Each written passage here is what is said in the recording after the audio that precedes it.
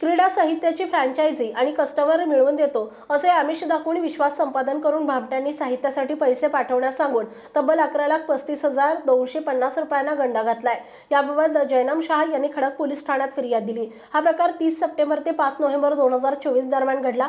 Cyber चोरट्यांचा हा नवा फंडा समोर आलाय। याबाबत पोलिसांनी दिलेल्या माहितीनुसार फिर्यादी हे मोबाईलवर इंस्टाग्राम पाहत असताना त्यांना क्रीडा साहित्य फ्रँचायझी विषयी जाहिरात दिसली।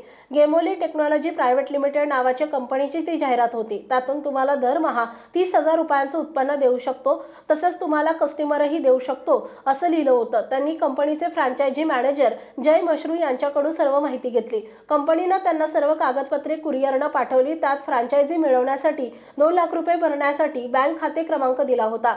त्यावर फिर्यादी यांनी 2 लाख रुपये पाठवले। त्यानंतर त्यांना जय मश्रू यानं तुम्हाला 28 कस्टमर मिळवून दिले असं सांगितलं। त्यानंतर कंपनीनं मालक प्रणव तलाठी यानं सर्व क्रीडा साहित्याबाबतचे रेट समजावून सांगितले। जय यानं क्रीडा साहित्य ॲग्रीमेंट पाठवलं। या ॲग्रीमेंटनुसार माल पाठवण्याकरिता त्यांना 9,35,250 रुपये भरावे लागतील असं सांगितलं। त्यानुसार त्यांनी RTGS द्वारे पैसे पाठवले। त्यानंतर त्यांनी जय मश्रू आणि प्रणव तलाठी यांना वारंवार कॉल करण्याचा प्रयत्न केला, परंतु त्यांच्याशी कोणताही संपर्क झाला नाही। तेव्हा आपली फसवणूक झाल्याचं त्यांच्या लक्षात आलं। पोलीस निरीक्षक गुन्हे शाखा मनोज कुमार लोंढे तपास करतायत।